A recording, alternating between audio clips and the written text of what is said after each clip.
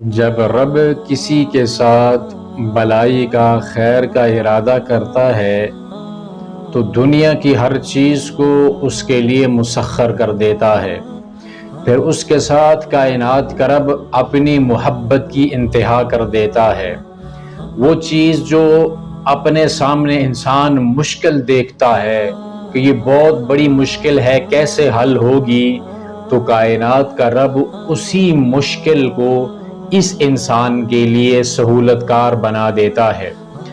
رب العالمین نے قرآن پاک کے اندر موسیٰ علیہ السلام کا ذکر کیا کہ جب اللہ رب العالمین نے موسیٰ علیہ السلام کی ماں سے یہ فرمایا، ان کے دل میں یہ بات ڈالی کہ آپ اپنے موسیٰ کو دودھ پلا دیجئے، پھر جب آپ کو ڈر اور خوف محسوس ہو تو اس کو دریا کے حوالے کر دیجئے، فَإِذَا خِفْتِ عَلَيْهِ فَأَلْقِيهِ فِي الْيَمِّ، اس کو آپ نے دریا کے حوالے کر دینا ہے۔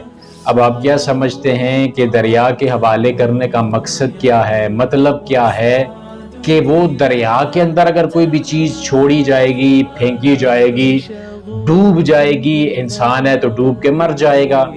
لیکن کہا گیا کہ آپ نے اس کو دریا میں ڈالنا ہے اور خوف بھی نہیں کرنا، غم بھی نہیں کرنا، ہم دوبارہ اس کو آپ کی طرف واپس لوٹائیں گے۔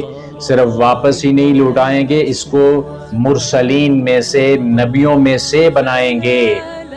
تو وہ دریا کو اللہ تعالیٰ نے سہولت کار بنایا۔ دریا کی بے رحم موجیں جو انسان کو پل بھر میں ڈبو کے مار دیتی ہیں، موسیٰ علیہ السلام کو جھولے دے کر وہاں پہ پہنچا دیا۔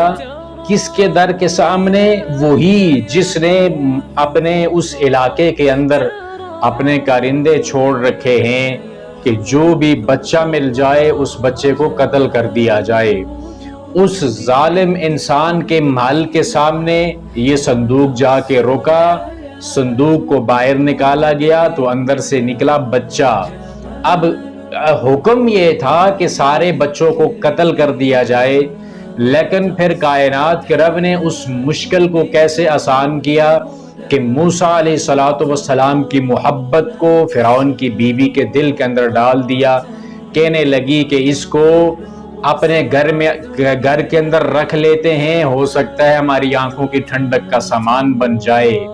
تو وہاں پہ اس گھر کے اندر رہ کر اس محل کے اندر رب العالمین نے موسیٰ علیہ السلام کو پالا۔ پھر جب دودھ پلانے کی باری آئی کہ دودھ اب کون پلائے گا، وَحَرَّمْنَا عَلَيْهِ الْمَرَاضِعَ، ساری کی ساری دودھ پلانے والیوں سے موسیٰ علیہ السلام کو روک دیا گیا۔ بچہ اب دودھ نہیں پی رہا، دودھ پیے گا کیسے کہ اپنی ماں سے بچھڑ چکا ہے، اور پھر رب العالمین کی طرف سے حکم ہی نہیں ہے تو بچہ دودھ کیسے پیے گا؟ ماں جو پیچھے تڑپ رہی ہے، جس نے اپنا لخت جگر اپنی آنکھوں کے سامنے صندوق میں ڈال کر دریا کی بے رحم موجوں کے حوالے کیا تھا، وہاں پہ کھڑی تھی موسیٰ علیہ السلام کی بہن۔ کہنے لگی میں بتاتی ہوں کہ دودھ اس کو کون پلائے گا۔ جا کے دوڑی دوڑی ماں کے پاس گئی کہ دودھ پلانے والی کو ڈھونڈ رہے ہیں، جلدی جلدی آئیے۔ وہاں پہ آئی تو موسیٰ علیہ السلام کو ان کی ماں نے اپنے سینے سے لگا کے ٹھنڈک محسوس کی۔ موسیٰ علیہ السلام کو اپنی ماں کی ممتا بھی ملی۔ دودھ موسیٰ علیہ السلام نے اپنی ماں کا پیا، اور وہ دشمن جو مارنے پہ تلا ہوا تھا، اسی دشمن کے محل میں، اسی کے خرچے کے اوپر ماں اپنے بچے کو دودھ پلا رہی ہے۔ یہ مالک کائنات جب لطف و کرم بندے کے ساتھ کرتا ہے تو کائنات ساری حیران اور پریشان ہو جاتی ہے کہ یہ ہوا کیسے، یہ کیسے ممکن ہو سکتا ہے۔ دنیا سوچنے پہ مجبور ہو جاتی ہے کہ یہ ہوا کیسے۔ سارے کے سارے دشمن ایک طرف ہوتے ہیں، لیکن جب رب کا لطف و کرم ہو، رب العالمین جب خیر کا ارادہ کر لے تو پھر اس وقت کائنات کی کوئی بھی طاقت آپ کو گرا نہیں سکتی۔ لیکن ہم کرتے کیا ہیں کہ ہم مشکل کو دیکھ کے یہ کہتے ہیں کہ میری مشکل بہت بڑی ہے، لیکن کبھی رب کی طرف دیکھ کے ہم نے کہا ہوتا کہ میرا رب بڑا ہے۔ جب رب کو انسان بڑا مان لے تو پھر دنیا کی کوئی مشکل انسان کو بڑی نہیں لگتی، بلکہ ساری کی ساری مشکلیں آسان ہو جاتی ہیں۔ تو ضرورت اس بات کی ہوتی ہے کہ ہمارا تعلق ہمارے مالک کے ساتھ، ہمارے رب کے ساتھ کیسا ہے۔ جتنا تعلق مضبوط ہوگا، جتنا پیار ہوگا رب العالمین کے ساتھ، اتنا زیادہ یقین ہوگا اپنے مالک کی بات پر، اپنے مالک کے وعدوں پر، کہ جب کائنات کی کوئی بھی چیز اللہ رب العالمین کے حکم کے بغیر نقصان پہنچا نہیں سکتی، تو پھر ڈرنے کی ضرورت کیا ہے۔ اللہ کے رسول صلی اللہ علیہ وسلم ہر نماز کے بعد یہ دعا پڑھا کرتے تھے، اللہم لا مانع لما اعطیت ولا معطی لما منعت ولا ينفع ذا الجد منک الجد۔ مولا جسے تو دے اسے روک کوئی نہیں سکتا، اور جسے تو نہ دے کائنات ساری مل کے اس کو دے نہیں سکتی، اور تیری بزرگی کے ہوتے ہوئے، تیری شان رفعت کے ہوتے ہوئے، تیری قدرتوں کے ہوتے ہوئے کسی اور کی عزت، کسی اور کی جو طاقت ہے وہ کیسے کسی کو فائدہ دے سکتی ہے۔ سارے کام رب العالمین ہی کرتا ہے۔ جب اس کی مرضی کے بغیر اس کائنات کا ایک پتا بھی ہل نہیں سکتا، درخت سے گر کے ٹوٹ کے زمین پہ گر نہیں سکتا، کائنات کی کوئی چیز اس کی مرضی کے بغیر حرکت نہیں کر سکتی، تیرے آنکھ کی ایک حرکت ہے وہ بھی رب العالمین کی مرضی کے بغیر ہو نہیں سکتی، تو پھر مشکلوں کے وقت تو رب العالمین کو کیوں بھول جاتا ہے؟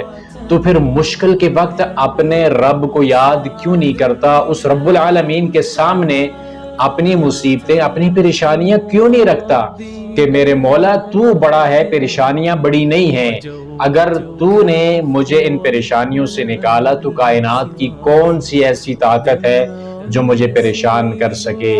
اللہ رب العالمین کے وعدے ہر انسان کے حق کے اندر سچے ہیں، لیکن ضرورت اس بات کی ہوتی ہے کہ انسان کا تعلق رب کے ساتھ کیسا ہے، انسان کا یقین رب العالمین کی ذات کے ساتھ کیسا ہے۔ ارے یہی یقین ہی تو بنیاد ہے ایمان کی۔ ایمان کس چیز کا نام ہے؟ صرف اور صرف یقین کا نام ہے، کہ آپ کو یہ یقین ہو جائے کہ اللہ اور اس کے رسول کی باتیں سچی ہیں، آپ اس کو سچا مان کر اس کے اوپر یقین کر لو اور اس کے اوپر عمل کرنے والے بن جاؤ۔ یہی تو ایمان ہوتا ہے، یہی تو یقین ہوتا ہے، اور یہی یقین ہے کہ جو آپ کو دنیا ساری کے ساتھ لڑنے پہ آپ کو آمادہ کرتا ہے، آپ کو ایک جرت عطا کرتا ہے۔ تو اس جرت کے لیے پہلے رب العالمین کی ذات کے ساتھ تعلق مضبوط ہونا چاہیے، اس رب العالمین کی ذات سے رابطہ مضبوط ہونا چاہیے، بار بار ہر وقت رب العالمین کا ذکر زبان پہ ہونا چاہیے، کوئی نہ کوئی ایسی چیز زبان پہ لازمی طور پہ رہنی چاہیے، اللہ کی تسبیح، اللہ کی تحمید، اللہ کی کبریائی، نمازیں، قرآن پاک کی تلاوت، جہاں پہ رب کا ذکر بار بار ہوتا رہے۔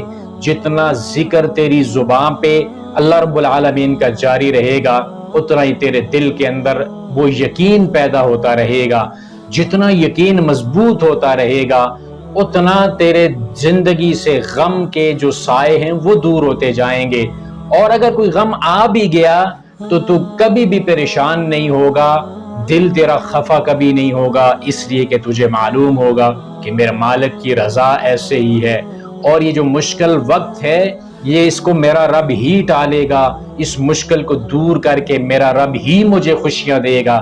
جب ایسا یقین آ جائے تو پھر رب العالمین کا لطف و کرم بھی انسان کو ملتا ہے، اور رب العالمین جب خیر کا ارادہ کر لے کسی بھی بندے کے ساتھ تو دنیا کی ہر چیز اس کے لیے، اس بندے کے لیے کائنات کا رب بہتر سے بہترین بنا کے رکھ دیتا ہے، ہر چیز اس کے مسخر ہوتی ہے، ہر مشکل اسی انسان کو سہولت دے کر اس مشکل سے نکالتی ہے، یعنی مشکل خود مشکل سے نکالتی ہے اگر انسان کا تعلق رب العالمین کی ذات کے ساتھ مضبوط ہو۔ جتنا تعلق اللہ سے مضبوط ہوگا اسی قدر انسان غموں سے، پریشانیوں سے، دکھوں سے دور رہے گا اور وہ تعلق بنے گا اللہ کے ذکر سے، نماز سے، قرآن پاک کی تلاوت سے زیادہ اللہ رب العالمین کا ذکر کرنے سے، تسبیح تحمید، اللہ کی کبریائی بیان کرنے سے، اللہ کے محبوب کے اوپر درود پاک پڑھنے سے، اللہ رب العالمین کا ذکر زیادہ سے زیادہ کرنے سے، کہ ہر محفل کے اندر، گھر میں بیٹھے اٹھتے ہر وقت جب انسان اللہ تعالیٰ کا ذکر کرتا رہتا ہے تو پھر دل کے اندر اسی قدر محبت پیدا ہوتی رہتی ہے کہ محبوب کا جتنا ذکر کیا جائے اسی قدر محبت دل کے اندر بڑھتی ہے۔ تو اللہ کو جو انسان اپنا محبوب بنا لیتا ہے، جو اللہ سے محبت کرتا ہے، تو بدلے میں پھر اللہ کی محبت بھی ملتی ہے۔ صرف محبت ہی نہیں ملتی، اس کا لطف و کرم بھی ملتا ہے۔ صرف لطف و کرم ہی نہیں ملتا بلکہ وہ خیر کے سارے دروازوں کو بھی کھول دیتا ہے۔ صرف خیر کے دروازے ہی نہیں بلکہ ہر مشکل کو تمہارے لیے سہولت کار بنا دیتا ہے، اور وہی مشکل تمہیں اس اپنی مشکل سے نکال کے باہر کرتی ہے۔ تو اللہ رب العالمین ہماری زندگی کے اندر جتنی بھی مشکلیں ہیں اللہ تعالیٰ ان کو آسان فرما دے، اور ہمیں یہ توفیق دے کہ ہم اپنا تعلق اس رب کی ذات کے ساتھ مضبوط کر لیں۔ والسلام علیکم ورحمۃ اللہ وبرکاتہ۔